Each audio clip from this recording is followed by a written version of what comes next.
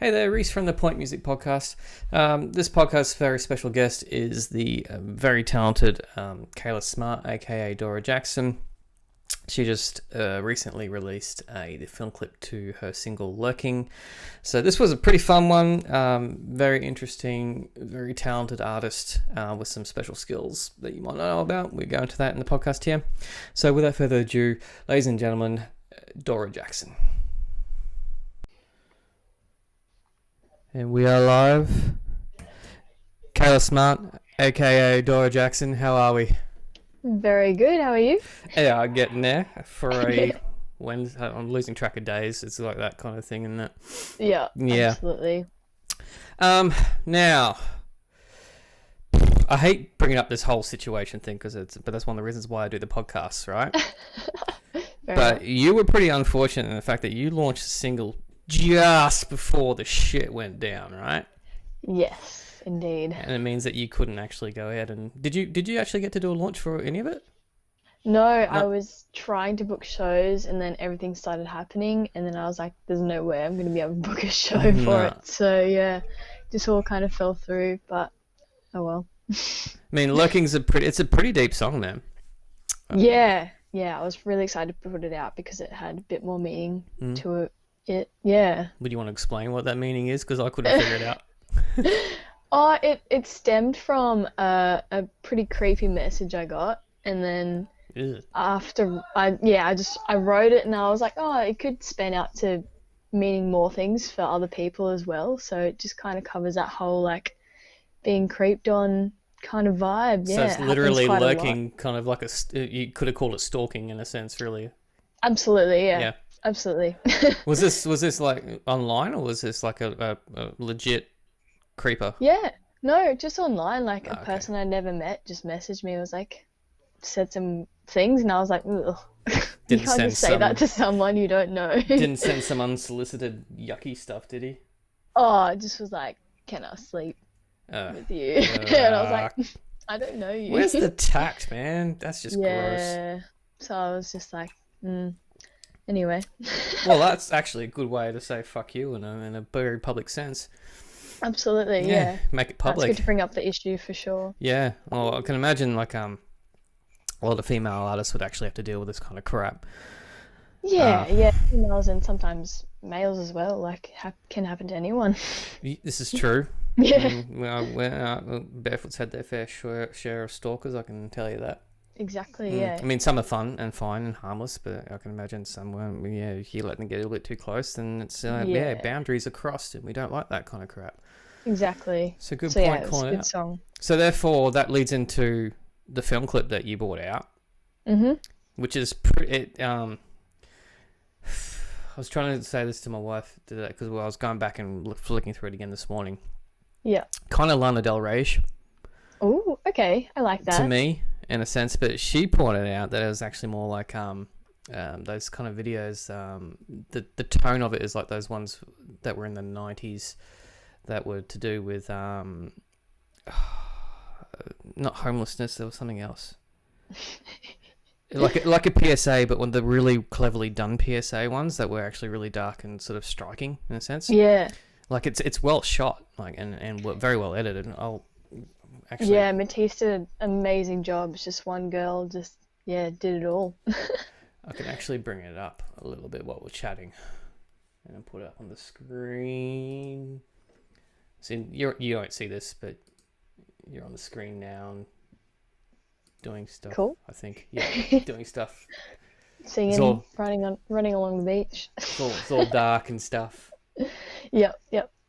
And all like these slow-mo shots. She actually experimented that on the day. She was like, oh, I've heard of this. Haven't done it before, but let's try it. So we did, and yeah, it turned out really good. So is it like done in like a Super 8 kind of style? Because that's what it kind of looks like to me. Yeah, so I had that in mind for the clip when we first started talking about it, and then so she's put that effect on it, just to kind of make it a bit more nice. I don't know. I just kind of like that vibe. Was the concept more like, did you have a say in the concept of it all, or was it basically she presented it to you and you just went, yeah, let's go ahead with that? Oh yeah, I wasn't sure what I wanted exactly. I just knew I wanted it to be about like the themes of the song specifically, and so I took it to her, and she just suggested a few of these ideas, like the beach and Mm. stuff like that, and then we just kind of turned it like a few just small motions to make it seem like it was about the song, like grabbing the dress and all Yeah. that sort of stuff. So it just all kind of came together between us, really. Yeah, No, it's it well was fun. done. Have you Thanks. getting a pretty good response for it? Yeah, I don't know. It's just I put it out on everything. Yep. So I've been getting more people seeing it on Instagram and Facebook than YouTube because that's what people turn to, I guess. Yeah. Um, so yeah, I just popped it up on there and just left it. I don't know. Yeah. So you recorded? Did you record Lurking Down in Byron? Yeah, yeah. I did the whole EP down in Byron. The same place that Toxic Fox recorded? Yep, Yep. exact Which same is, what's place. that stuff? Rocking Horse? No. Yeah, Yeah, yeah, it it is was Rocking Rocking Horse? Yeah. Horse. It's just not the big studio. We both did it down in the workshop that they Okay. have, which is just a smaller place, but still so good. So why'd you do that when you got access to a studio at home? Well,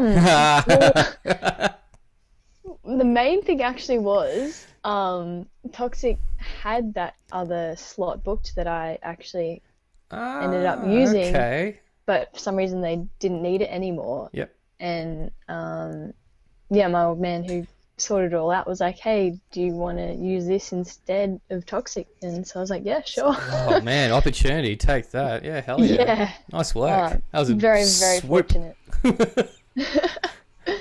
But yeah, nice. It was good. Like I was putting off recording for so long because I just wasn't sure if I'd found my sound yet. And then when I got offered that, I was like, screw it. I'll just see what happens when we get there. And it turned out all right. So yeah. Yeah, I mean, you generated pretty quite a bit of buzz pretty quickly. I mean, hell, you got to sort of play Big Pineapple without sort Yeah. of doing all the hard yards. I mean, like not saying in the bad way. You actually did that really, really quickly. Oh, yeah. I was not expecting that at all. I thought Toxic was gonna get it. So did I, to be honest with you, because Yeah. when I was speaking to your old boy before it all happened, he actually knew what was happening, and when he was giving hints as to he knows, I went, "Ooh, I reckon Toxic's got this," Yeah. and then he sort of gave me a sly wink, and I went, "Okay, am I wrong?" Yeah.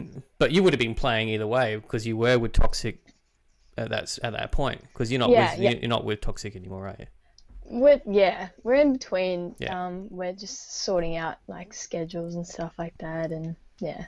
But that's a big score because I mean, how'd you find it? Because did you open? Yeah, Yeah. I opened. Yeah, so gates opened and people were coming down as I was playing. So I started with no one and eventually had some It's a pretty people weird there. feeling, hey? Like you're starting there in the middle of the day and you start seeing people running down the hill, and eventually you just go, "Oh, okay, there's people coming through." Yeah, Yeah, yeah. but it was kind of nice at the same time because the whole thing already was so huge, and I was just like, if people were actually there to begin with, I probably would have freaked out. But because it was just like the crew and Yeah. like a few of the other bands, I was just like, oh, it's all right. Well, you do have peers there, kind of sort of lurking in the background. He's going, but Yeah. you go into your zone. Yeah, no, it was actually really nice. And some of the other bands, like I actually became sort of mates with Stand Atlantic on the day, and Nice. yeah, they stayed for the whole set and told Wow. me it was good, and I was like, oh, that's pretty nice. That's pretty obscure because they're punky, almost sort of like not metal, but they're heavy. Yeah, no, and they're really punky. I've listened to their stuff, and I was like, oh, that's cool That's that cool, they man. liked my stuff. So But yeah. then, yeah, okay, I could tell you a Big Pineapple story backstage. Oh yeah. Because that was the year that Barefoot played, Yeah. and that same year North Lane were playing the main stage. Okay. And I went back to the green room and I was hanging around. I was trying to find everyone, and everyone bailed on me in the Yep. band. I don't know where they were. And look around, Drinking. then I think they were just milling around. I think a couple of them were hanging out with Ocean Alley, Oh, as you do. cash. And I was looking around the green room, just looking at these people, and I'm like, these guys look familiar. And I saw Marcus, who's the singer, and I went, Yeah. "Are you Marcus from North Lane?" And he's like, "Yeah, man." I went, I fanboyed a little bit.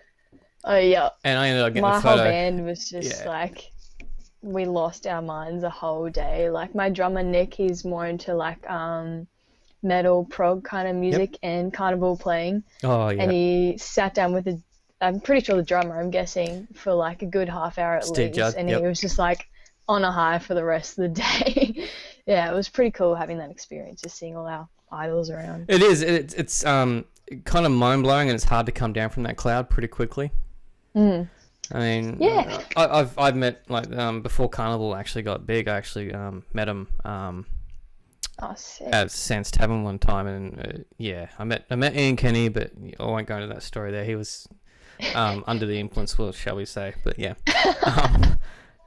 But that was still cool. It is what it is. But chatting to John Stockman, who is an amazing bass player, so from my perspective, that was all I wanted to do, was just chat to him, and he was the coolest dude. And a lot of people don't realize, like, we get to see this, okay? Like we get to play these festivals and get to see these bands on a different level as to what everyone else does. And even though we may hold them in a high regard, and because they're peers. At the end of the day, they're just people that just play music, and they just go, oh yeah. And you forget that sometimes. Absolutely. Until you start a conversation with them. Yeah, I still could not talk to Vera Blue. Like, she's so high up there for me. Come on, she man. walked in just glamorous, and I instantly just couldn't do anything. I just avoided her the whole night, even though like I desperately wanted. That was a missed opportunity. I know. Because they get used to this sort of stuff, man. That's the thing. They do these festivals. They're used to people sort of milling about. Yeah. You gotta seize that next time. I mean, there will be a next time, because I know you're gonna be on the radar for quite some time, man. Oh, we'll see. So with Lurking out and done, and you said you've been wanting to record, are you gonna do anything else? As in recording or releasing? Well, both. Well, so yeah, I've got two songs off the EP that haven't been released yet, so I might do one more. It might be in the works. Cool. At the moment, to release, and then maybe the whole EP later in the year, hopefully. Yeah, when everyone in can time go for me to do some shows. That's right. Yeah, and then I haven't had anything in mind for recording yet. I've had this EP for over a year now. Like I got the memory like a few weeks ago of when I recorded it on my Instagram. Does it feel ages ago though? Does it feel old to you when you do that? So old, because even at the time that I recorded it, I'd written those songs 2-3 years ago. Mm-hmm.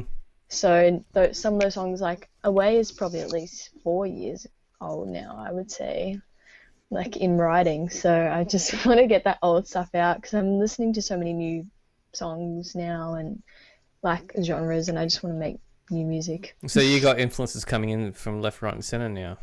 So what have you been listening to then?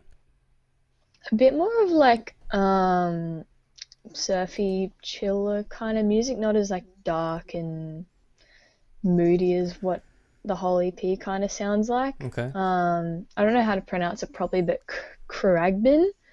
They're a really fun band. It's like just nice and chill. Mm-hmm. They were meant to be supporting Tame Impala last weekend.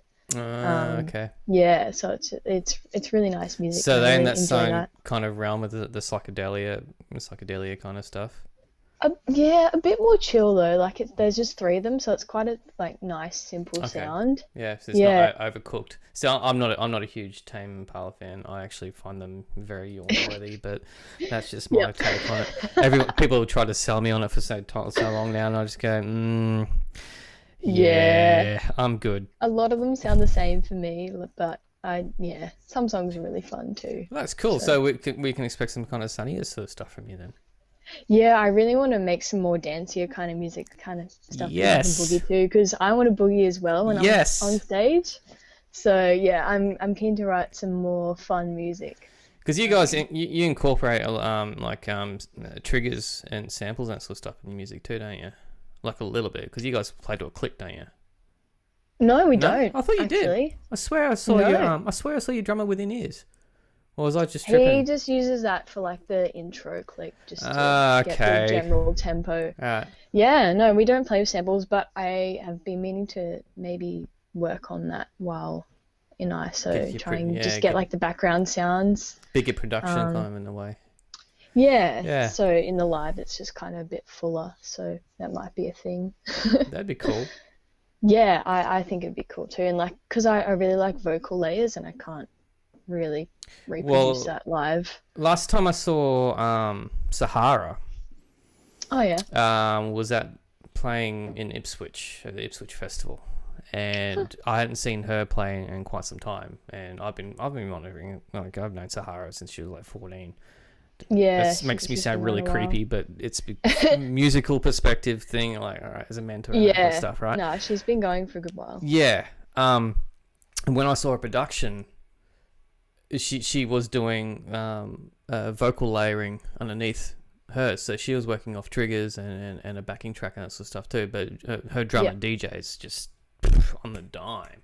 And he was just bang, and plus her brother Ocean's on keys as well, so he could have been triggering something. I don't know. I couldn't figure out who was doing the triggers or not, but very very doable for you, easily. Yeah, we've got like the SPD SPDX thing, whatever it's called. So I might borrow that and then maybe get my own once I know it's something I want to do. You can actually get them if you hunt around on mainly Marketplace or Gumtree, because Barefoot got one. There you go. We still haven't bloody used it, but we're supposed to be using it for all the layering because we've got so many layers in our songs too. But you know your way around recording. So is your brother, so is your dad. So there's easy ways to just put the tracks in there, boom. And away you go, and just train your drummer and getting get it in. He'll have to play the click though. He's been the whole begging, time. like he's been wanting me to play click since the start. Like, oh really? That's a rarity. Most drummers hate it. Oh, he is the most insane drummer I think I've ever seen. Like the stuff he plays for me is just, it's so basic for him. Like in his other band, he's playing different types, signatures. Well, you did say he was into his prog and that sort of stuff, so that doesn't surprise me whatsoever. Yeah. I can't even describe how good he is. Always handy to have a really good drummer, man. I'm very, very lucky. Still plays with me, to be honest. One thing I've been meaning to ask you, and like I haven't brought this up in the times that we've had chats. Where the hell does the name come from? It's from a Tim Winton book. Okay. I don't. Much. He's a really amazing Australian novelist. Writes a lot of stuff based around like coastlines and stuff. And he's an environmentalist as well. And he wrote this children's novel called Blueback, and it's probably that big, little baby book. But it's still like this great story. Like even though it's supposed to be a children's book, he's weaved it into this amazing kind of short story about this kid's life and his mother raising him. And the mother is Dorah Jacson, and she's just like this independent woman doing a thing. So that's the main reason for it. Is there anything that she does that sort of triggered it for you, or are you just associated with the character? Particularly. It's just, I don't know. She's just kind of making do with what she has. And I feel like I'm doing that a little bit as well. So I just thought it'd be a good little fit. And then with the Oceanside element, I don't know, it just felt like it fit. Thank God it's got nothing to do with a certain cartoon character. I had no idea. Seriously. I'm sure you get that. Jokes. I'm sure you get it. So bad. I think Triple J actually, like, as their header for my article when I won Big Pineapple, was like, meet the Pineapple's new explorer. I remember seeing that. Seeing that. Yeah. Wow. Okay. Yeah. That was really upsetting. And then I think that was the day I put on my Instagram biography, no exploring jokes, please. And it hasn't left the biography since. Good call. Yeah. It's the same as like we've got no mention of coriander or banana. Nice. For mules, not for barefoot. It's just I can't stand bananas, and Nick can't stand coriander. There you go. Yeah. I feel actually no, I feel both. I don't like either. Do you know why people like? I didn't know this. My wife told me about this one. The whole coriander thing. There's two people. Okay, there's two types of people. There's people that can tolerate and like coriander and cooking and that. And there's people that just can't handle it. The reason why the people that can't handle it, it tastes like soap. Yes. So it tastes like soap to you? Yep. Okay, absolutely. So you're on that. You can't handle coriander. So there. That's the thing. So it doesn't taste like soap to me. Oh. Yeah. So what's the deal with bananas for you though? The texture. It's just mushy and weird. I can go with that. But I love like banana flavored things. I love banana cake. I love banana lollies. It's just the banana itself. Do you know what my story is? This is messed up because I used to be a baker. Okay. Oh, there you go. A very long time ago. That's cool. And I used to have dreadlocks. Those two intersect. Okay, there's a reason for why I said that. Now, when you make proper banana muffins, do you know what kind of bananas you have to use? The really old mushy ones. Bingo, the black ones, right? Overripe ones. Yep. So at one point I was in charge of doing the banana muffins, so I had to go to the fruit and veg section because I worked for a supermarket chain bakery. I'm not going to say who. And go get all the overripe, which is basically a nice way of saying rotten bananas. Yep. And make these banana muffins. Mm-hmm. What happened was that the essence of those bananas was so strong it actually seeped into my dreads. So all I could smell, and no matter how many times I had a shower or anything like that, all I could smell was overripe bananas. Now I can't handle it. It's gross. People try and like give me banana muffins and I'm almost like vomiting in my mouth. I'm just like, oh my gosh, that's so sad. Yeah. That sucks. Yeah, it happens. So don't have dreads if you work in a bakery. It sucks. It's gross. Yeah, noted. Yeah. I was going to do that. You've got a secret talent that a lot of, like I know of, but a lot of people sort of don't really realise that you do. Bit of silversmithery. Yes. Yeah. Getting there. Not talent, I would say, yet. I don't know. It's a bit of a skill involved. Yeah. And correct me if I'm wrong, but did one of those particular rings feature in the film clip? Yeah, I didn't realize until she like showed me the shots, and I was like, oh, this looks like really good promo for the jewelry. I saw it. I went, oh, well placed. I didn't even realize I just had some on because I just always wear it, and yeah, it kind of like captured the jewelry perfectly. It went with the vibe of the track too. Like I said, that's why I got the whole Lana Del Rey thing with it, right? The whole beachy aspect of it and that, but there's a bit of the boho kind of thing going with it. Yeah. And I was like, oh, that was actually quite clever. She put some of the jewelry into that. That was well done. Oh yeah, I don't know. It's just all I wear now. It's just fun. Is it like it's a different feeling, obviously, when you're creating a track when you're actually crafting something with your hands. Yeah. So yeah. How do you feel when you're creating that? I've always loved like making things with my hands. Like one of my favorite subjects at school was woodwork. I just love making things. I don't know. And when I was a kid, I always like was beading or just painting or doing something arty. So this was just kind of like making my childhood dream like something I could actually maybe make money out of. Yeah, particularly with the material that you're working with, because there's not many people that do that.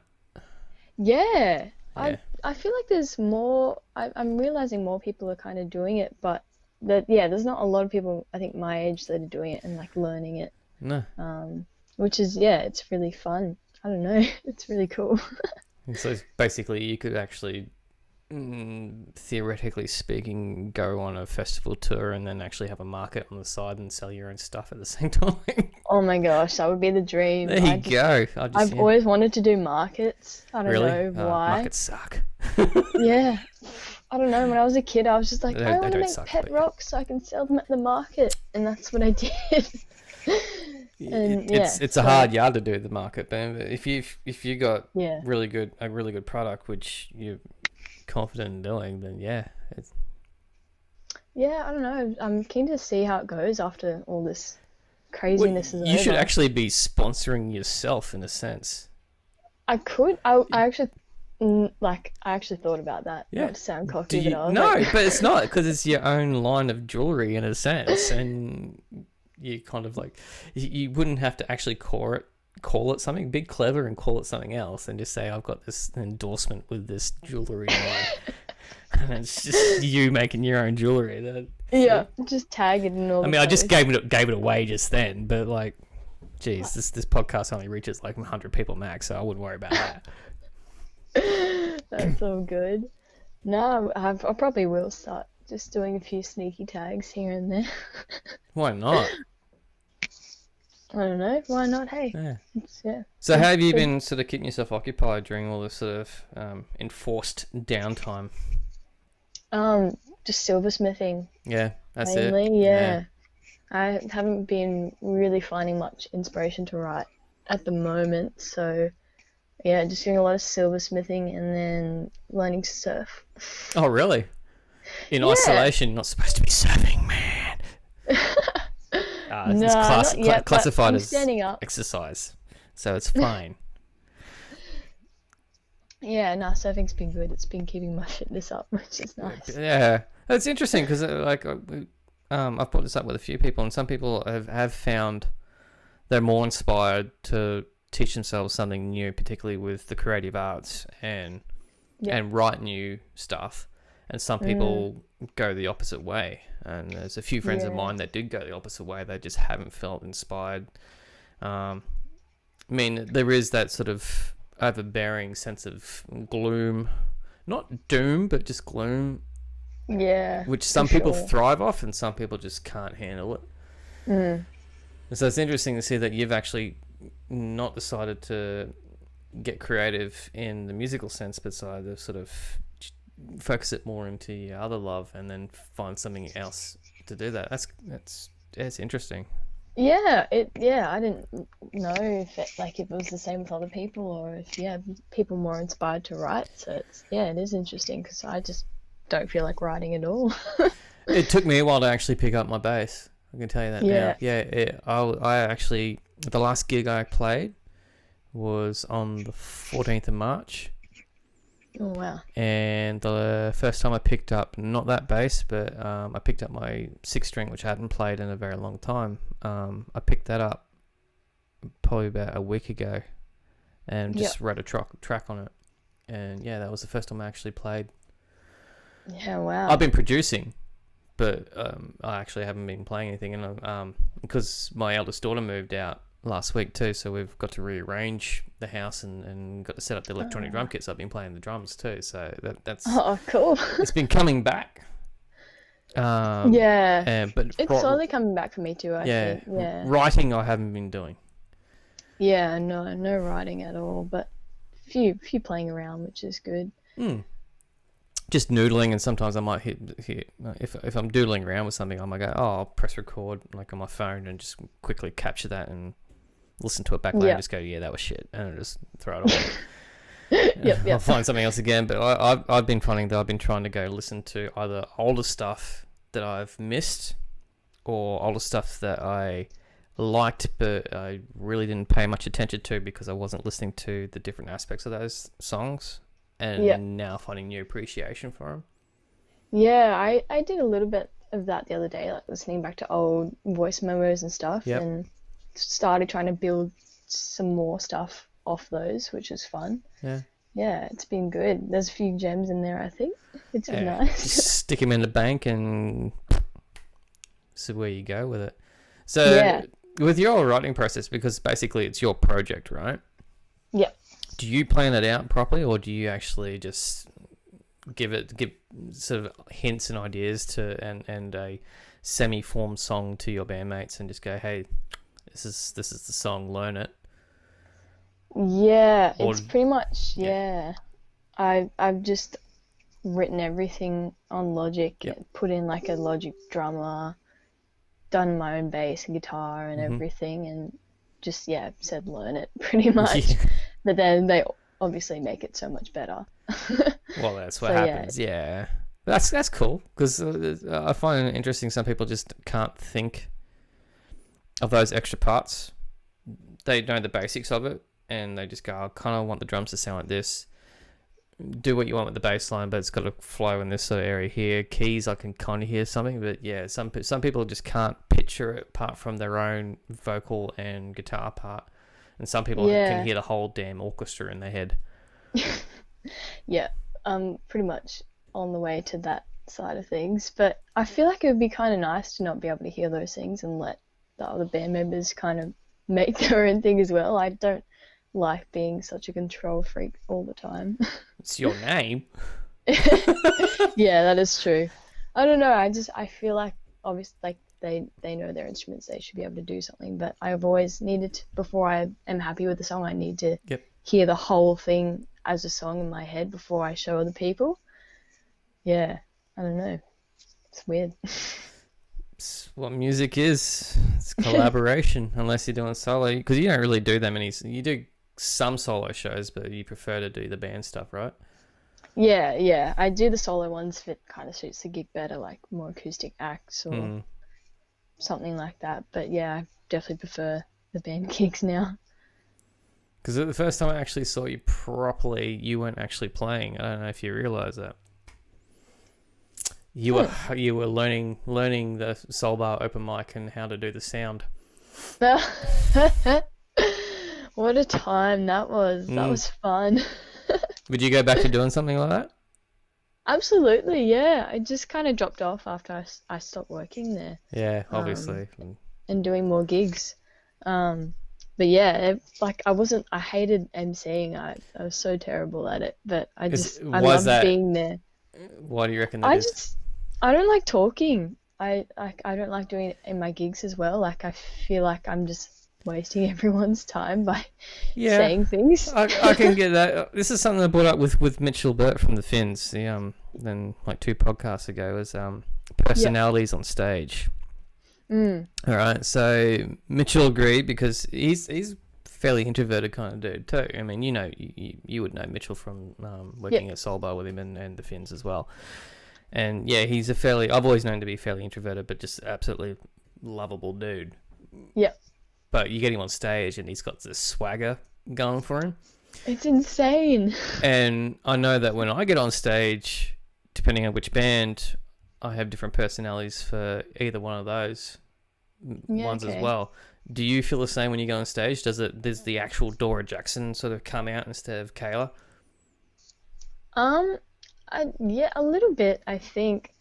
I notice I get a lot really into the songs and pull all these faces when I would never, like 2-3 years ago, have imagined me like showing emotion while playing. Like I've always just been sitting in the background playing guitar, and I see like shots that people have got from my gigs and I'm like growling almost in the photos. Well, there's that classic one that was used that was not supposed to have been used for a press shot. Naughty, but we got that sorted. Yay! By the way, I paid for it. You paid for it. Yeah. Long story to that one. Long story, but you're growling in that one. You've got some intensity happening in that photo, and I just went, "Wow, that's the side I don't think I've ever seen of you."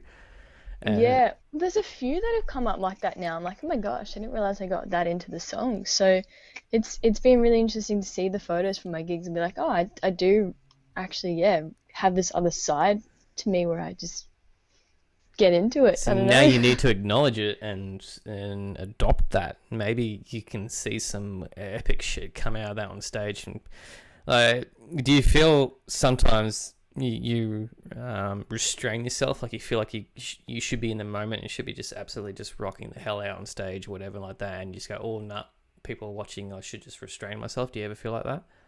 No? Nah. Good. I always think I should be doing more, to be honest. Yeah.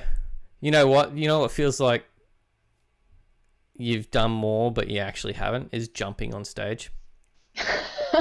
It feels like you've jumped like 3 feet in the air and literally you've basically just gone like about that far. Yeah. And it's so embarrassing.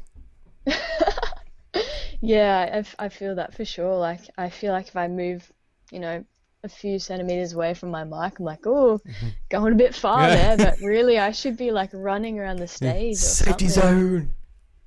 Yeah, I don't know. I always think I should be doing more, and I'm very conscious of that, and I want to make that more of a thing in the future for sure. Okay, here's another thing, all right? What's more intimidating, playing in front of 50 people or 500 people? 50. Yeah, bingo. Thank you. Absolutely. Why? So I want to hear your response to this. Well, I remember I played this show with Garrett Cato, and his whole thing is like solo acoustic, and like it was at Black Bear Lodge, and like some people like sitting on the floor, and then like kind of standing towards the back, and the whole gig everyone was quiet, Oh. and I was just like, ah! Like you just feel like everyone's just what's the word, analyzing every little thing that you do because it's so small. Yep. Yeah. And you could so see every single face. Yeah. Yeah, for sure. 50 is way more intimidating. Whereas Everyone's if there's like 500 people there, they get lost and it becomes one big blur. And like, I mean, I've played in front of 5,000 people, and it doesn't feel scary at all, because you might see a few people down the front and you're sort of, oh yeah, cool, like, oh shit, they're watching me, yeah, and then you lose that again. But when you're playing to a small crowd, like I find open mics to be intimidating as hell. Oh my gosh, yes. I love them, but they're intimidating as hell. Yeah, I remember like Liz trying to like pressure me to go up on stage when I was just hanging around for a beer or something. I'd be like, no, I don't want to do it. and everyone just kind of stops and looks at you, and you're like, oh, stop. Because you're wondering what's going on in their head, or if they're judging you. Yep. 100%. Yeah, like, what are they thinking of this? Am I terrible? Am I okay? Like, have I had too many beers tonight? Like, yeah. Because I don't think a lot of people realize it, that people think that we get nervous, like artists like ourselves, and that they're playing festivals, that we get nervous playing in front of a large crowd. No. The adrenaline kicks in, you get on stage, you've got, and particularly if you're in a band, you're playing with your bandmates who are like close friends of yours, and you're enjoying yourself, and it goes real quick.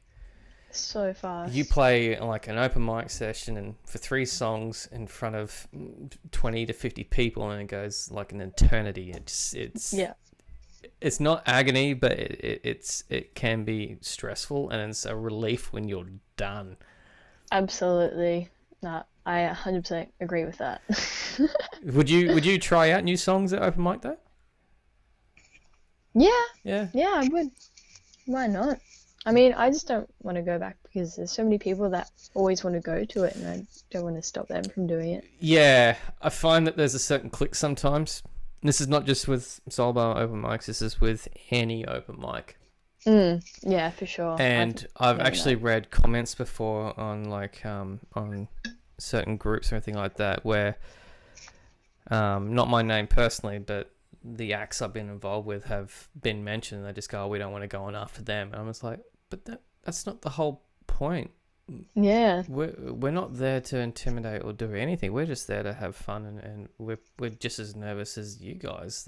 You guys, we could be in awe of you. So yeah, I've done a lot of open mics. Like that's how I started out, and yeah, it is such I was that person as well. Like, oh, I don't want to go after those people. They're so good. Like, yeah, it's a stressful time, those open mics. Yeah, I find there's a certain breed that actually they only do open mics and they don't want to do like proper gigs. I don't understand that mentality, but well, I can kind of understand it a little bit. Like maybe they find the gigs to be too much trouble or too intimidating. They just like the looseness of an open mic. They get up there, play a few songs, and they're done, and they can relax. It's a bit of fun. I guess it's kind of like doing karaoke, I guess, in a sense. You go out and do 3 songs and then you fuck off, you know? It's... Yeah, I mean, there's a lot of preparation, obviously, that goes into doing a proper 45, 50 an hour set as opposed to 3 songs. Yeah. And a lot of trust. I don't know.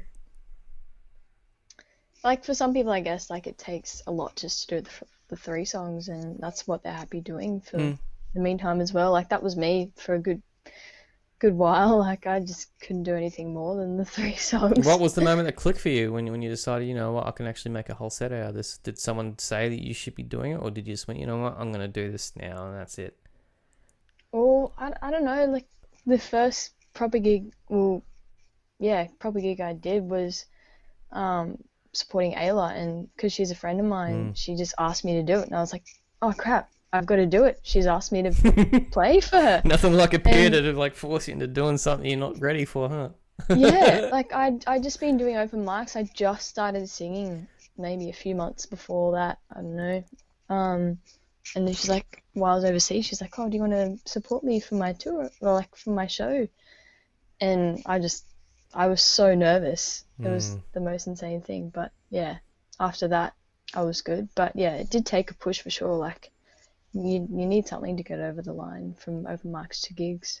Yeah, it's just that one. It's usually that one person. I mean for me and Asher and Sean, who basically the beginning of Barefoot, it was Brian.